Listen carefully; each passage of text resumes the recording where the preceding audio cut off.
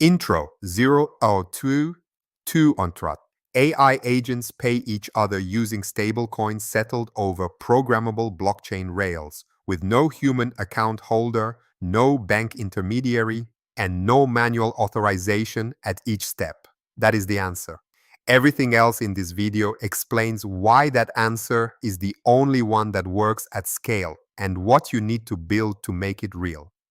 If you are a developer or operator running multi-agent systems in 2026, this is the infrastructure problem you will hit. You may have already hit it. A workflow runs cleanly across 60, 70, 80 automated steps. Then an agent needs to pay another agent, a contractor, an API, or a data provider, and the entire system stops. This video is the complete guide.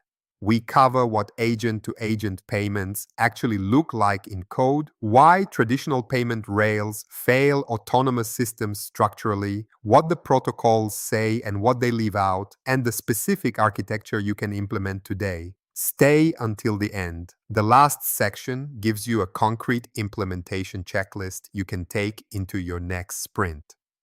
Section 1. What agent-to-agent payments actually are. Buildertools 630. Agent-to-agent payment is a financial settlement between two autonomous software processes, initiated programmatically, settled programmatically, with no human in the authorization path.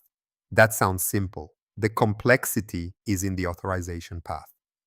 Every traditional payment system assumes a human at the origination point. A card has a card holder. A bank account has an account holder. A PayPal transaction has a verified human identity behind the sending account. The entire compliance and fraud architecture of modern finance is built on this assumption. When Agent A needs to pay Agent B for completing a subtask, there is no human at the origination point. There is a process, a software process with an API key, a task queue, and an output. That process cannot open a bank account. It cannot sign a terms of service. It cannot pass KYC. So what do developers do today? 3 approaches, each with a critical failure mode. Approach 1, credential relay. The human operator loads a credit card or bank credential into the agent's environment. The agent makes payment calls using that credential. This works until it doesn't. The card gets flagged for unusual activity. The account hits a rate limit. A chargeback triggers a manual review. The agent is frozen mid-workflow. And now a 400K reasoning pipeline is waiting on a fraud department phone call. Visual, code block, OS environ, Stripe key, X human operator key, payment call. Response: card declined, fraud suspected. Approach 2, human-in-the-loop authorization. Every payment above a threshold routes to a human for approval. This preserves compliance but destroys the value proposition. A 200-agent stack with 40 concurrent payment events cannot route them all through one operator. You have reintroduced exactly the bottleneck automation was supposed to remove. Approach 3, centralized treasury account. One master account funds all agent operations. Individual agents draw from it. This is closer. But a single point of failure for 200 agents is a catastrophic risk surface, and most treasury APIs are not designed for concurrent programmatic drawdowns at the speed agents operate. None of these 3 approaches solve the structural problem. They manage it.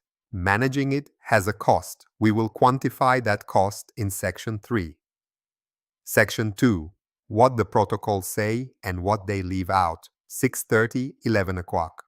The Agentic Commerce Protocol, ACP, is the most cited standard for agent-to-agent commerce in 2026. It defines service discovery, agent authentication, task negotiation, and execution handoffs.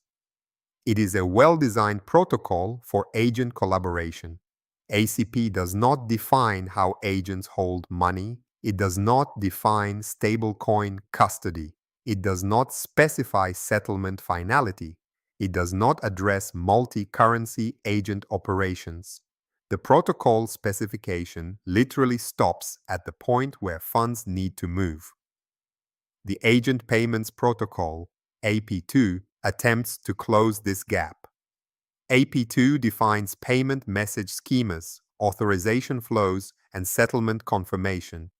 It is a meaningful step forward.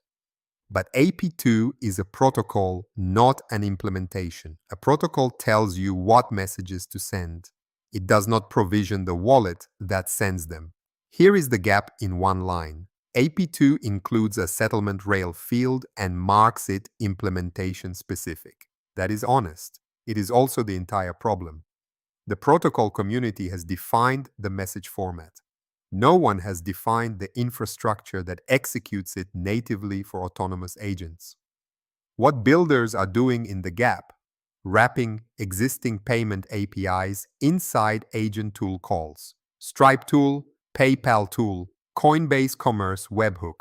These work for simple cases, a single agent, a single human-backed account, a low payment volume.